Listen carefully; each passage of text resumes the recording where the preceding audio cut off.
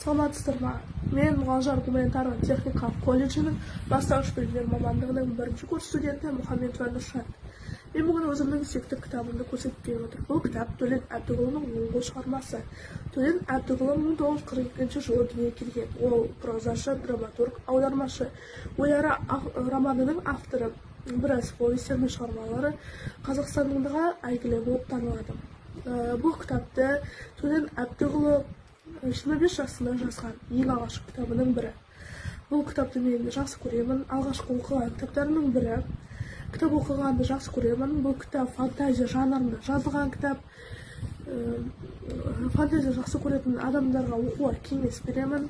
Және бұның басты кейіпкері 17 жасар Алма есімді қызбен психотерапияда жұмыс жасаған дәрігер. Яғни қысқаша мазмұнын айта кетсем, 17 жасар Алма есімді қызды оңғыл өз-өзіне бағынбайды, өз-өзін қинайды. Психотерапия ауруханасында жатқан кезде оған дәрігер ғашық болып қалады. Ол дәрігер қолын алып тастау үшін барлығын жасайды. Қолын кесіп тастау деген шараға да барады, бірақ оны бастықтары қабылдамайды. Бір күні дәрігер жұмыстан шыға алмай қалады бір себептерге байланысты. Сол күні Алманың қолы өз-өзін қылқындырып өлтіріп тастайды. Фантазия жанрын оқитын адамдарға